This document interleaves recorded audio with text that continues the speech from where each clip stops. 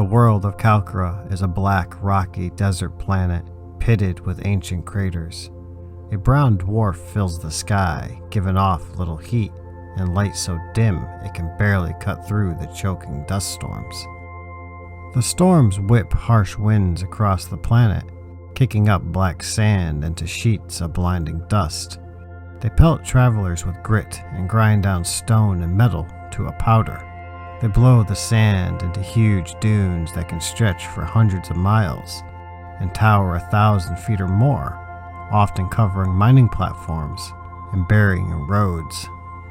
The winds are more powerful than normal on Kalkra and draw their energy from rifts in the atmosphere that form from a dying world and lead to a dimension of angry elementals. The elementals are vengeful and see the Federation as murderer of worlds. They form packs roaming the wasteland, looking for travelers, and gather into swarms. When enough group together, they begin to violently swirl around each other into churning tornadoes. At the height of their strength, they speed across the desert and target platforms and towns, destroying everything the Federation has built, hoping to restore the planet to its natural health. Some druids aid the elementals, powering the storms, making them angrier and stronger, while others take pity on the Federation and believe the spark would want them to help their fellow man fend off the elementals.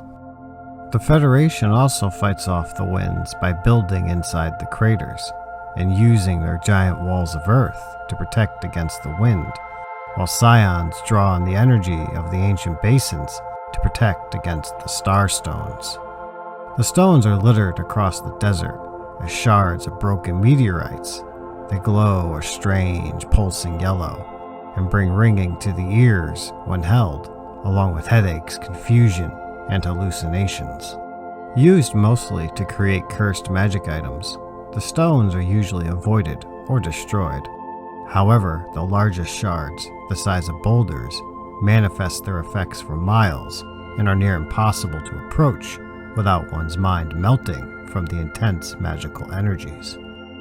This makes detours across the desert important, as spending even a short time in their radius can be fatal.